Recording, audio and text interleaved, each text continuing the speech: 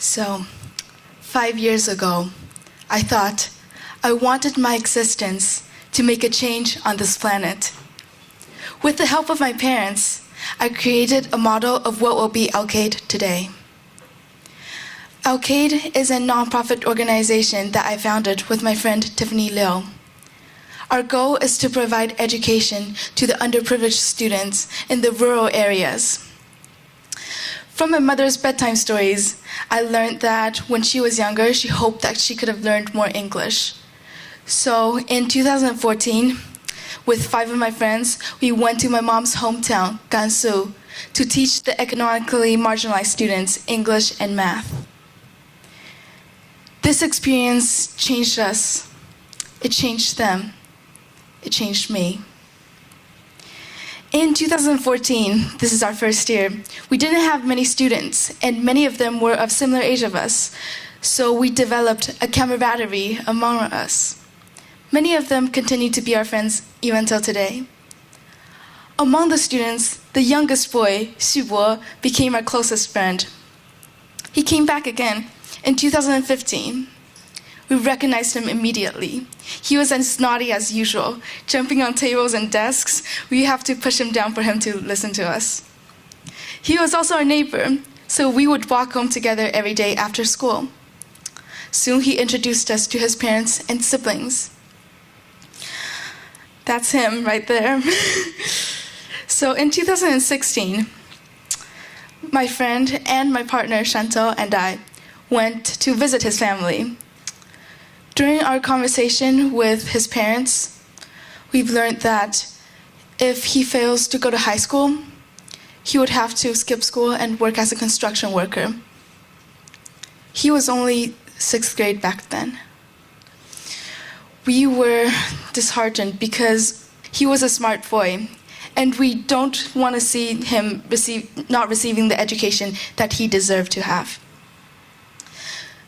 All we could do is to assist him as much as possible. So Chantal, for the past 3 years, have been dedicating her time after school to teach Xubo. This year, 2018, when we went back, we had a lot more students, but we still spared out time to talk to Xubo's parents.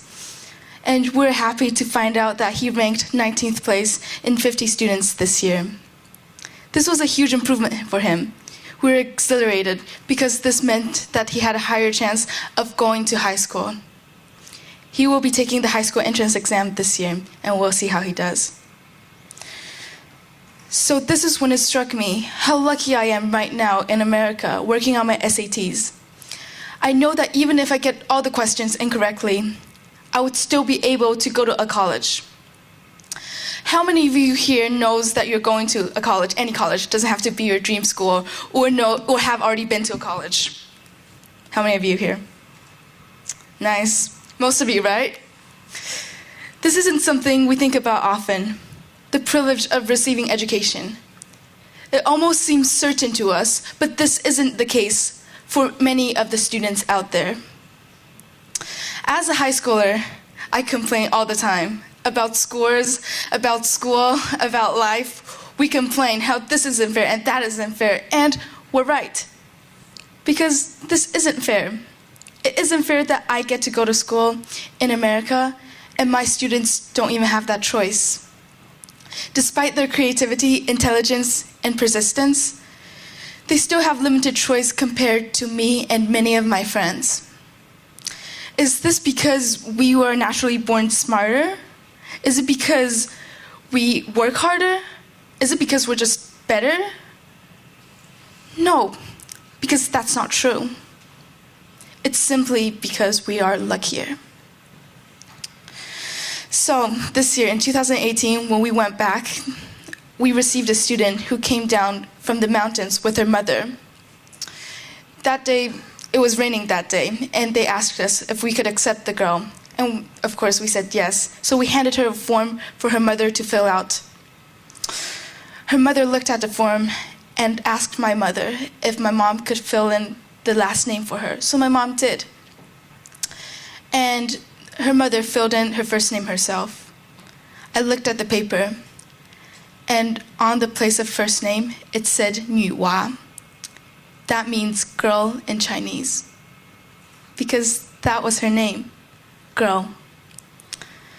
Many women in the villages don't have a proper name because their parents are illiterate, even though China has already implemented compulsory education.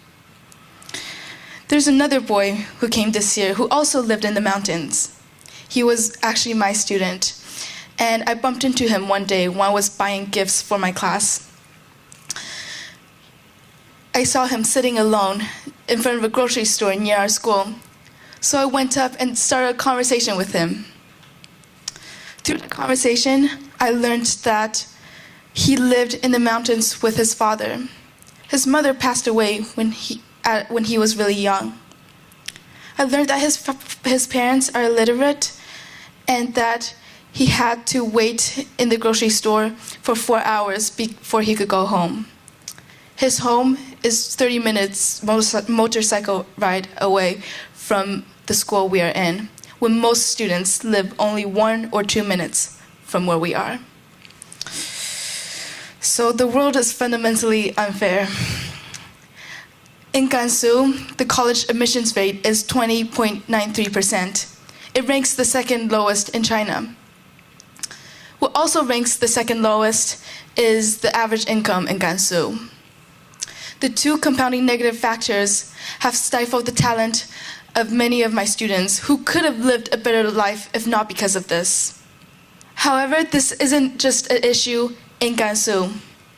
This is a bigger issue that's affecting students worldwide. But this doesn't have to be the case. Initially, I started Alkaid because I wanted to build a bridge between the countryside and the sources outside of their own village.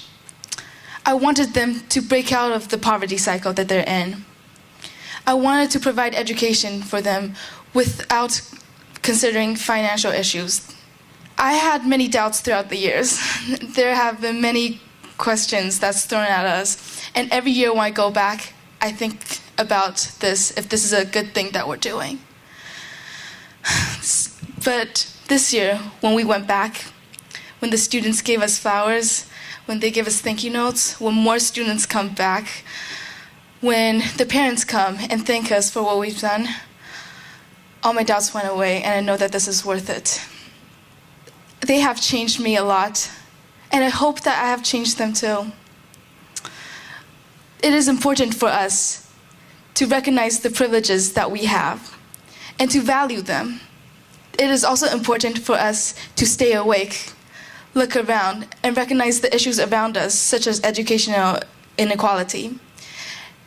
And we have to realize that this is up to us to make a change. By doing little things to help the community around us, all of us can make a change and make the world a better place. Thank you.